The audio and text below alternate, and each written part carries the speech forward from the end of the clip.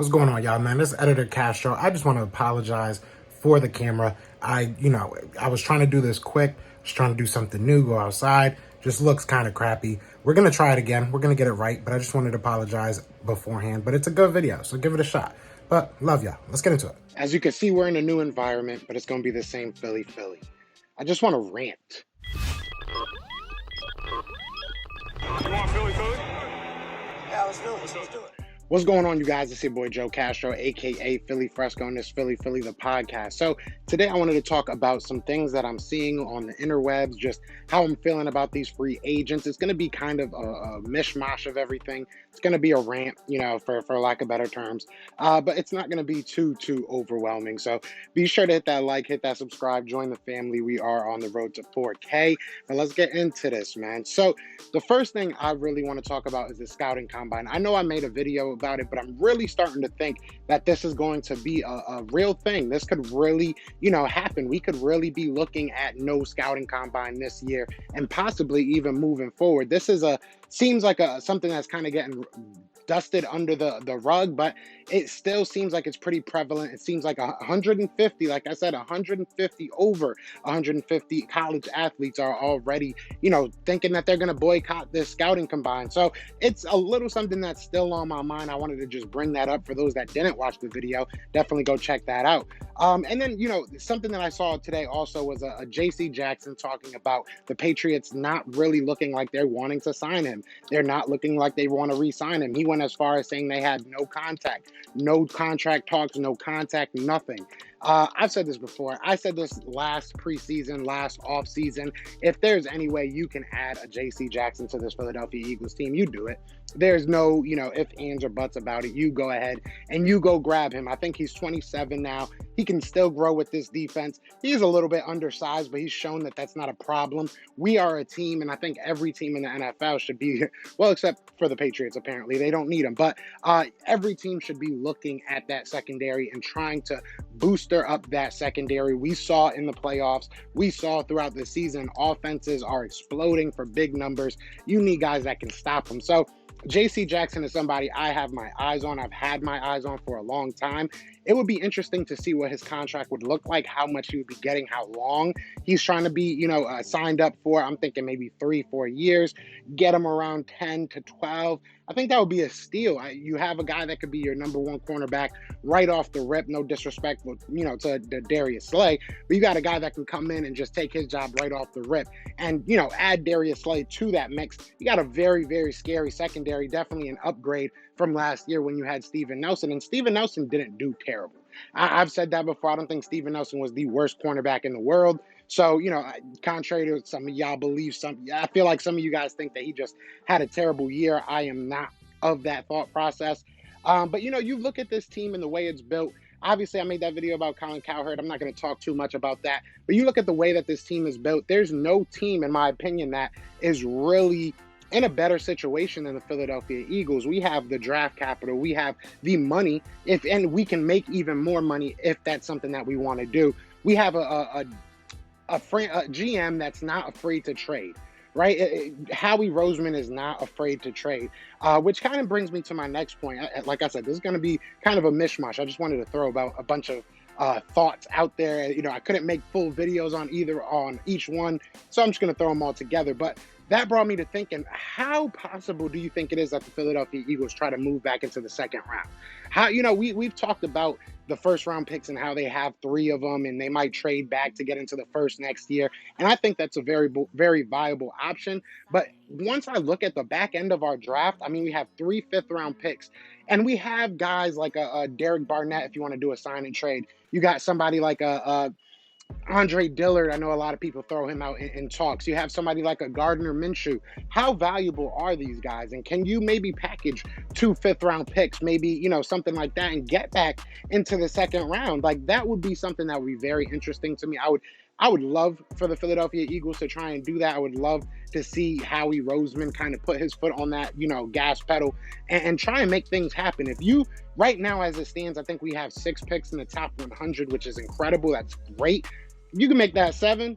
I don't think anybody's complaining, right? I don't think anybody's upset about that. Or if you make that 6, you keep that 6, but you trade one of your first round picks for a first next year, and something bountiful that doesn't really hit this year. It kind of gives you more ammo for next year. I'm cool with that as well. There's a lot of different ways that you can do it, but that was just something that kind of popped in my head. Do you think the Philadelphia Eagles could be thinking about bringing in, trying to trade some of those 5th-round picks to bring in another 2nd-round pick? That's something that, look, there's a lot of talent in this draft. There's a lot of talent in this draft. If the Eagles want to get themselves a wide receiver early, they want to get a Traylon Burks or Garrett Wilson or a Chris Olave. If they want to get one of those top-tier guys, Drake London, I don't know why I didn't say him first, but if they want to get one of those top-tier guys, I think that around 15 is when they'll start to go. Could go earlier. I've seen Drake London as high as like 8. So you never know. But I think from that 8 to like 15 range is where you'll start seeing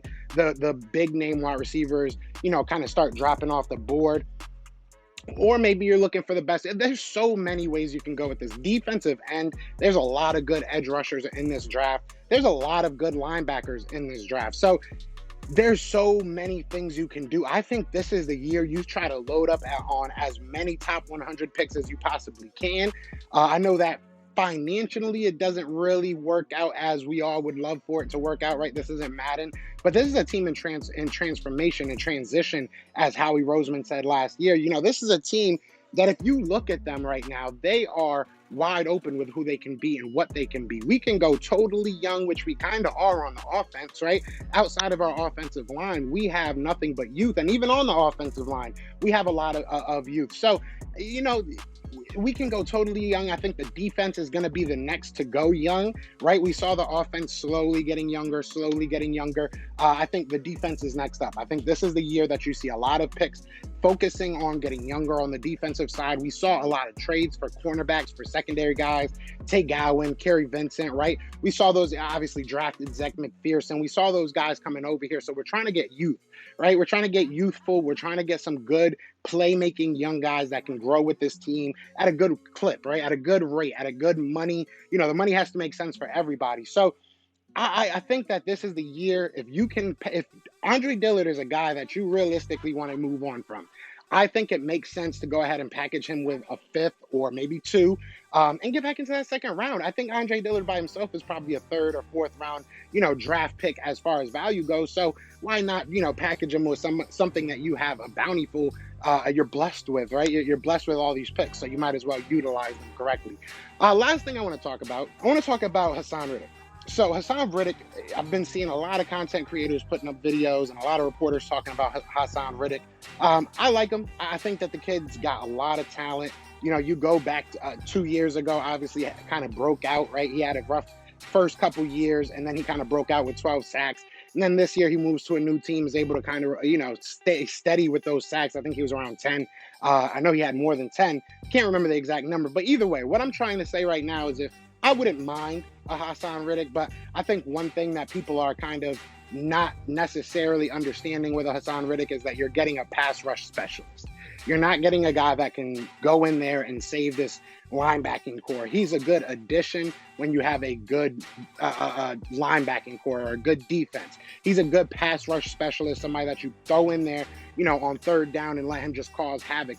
He has athleticism, off the charts athleticism, don't get me wrong.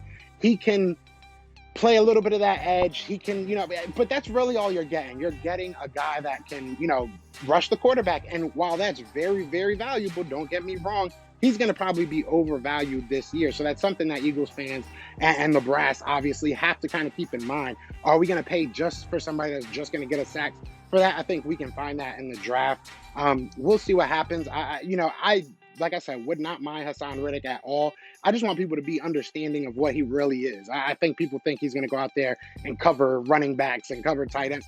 That's just not what he is. That's just not what he's been asked to do. Not really what he's done at a high level. So I think if he does come to Philadelphia, it's a good thing for us. But you have to understand what his role will be, and it will be a pass rush specialist. So I don't want to overpay for that. I think that there's a lot of guys in this draft that will upgrade our defense and especially our pass rush. So I'm not going crazy over him. I'm trying to think if there's anything else that I really wanted to bring up. I don't think so. we'll probably start talking about some of these, mock drafts that I've been seeing over the next couple of days.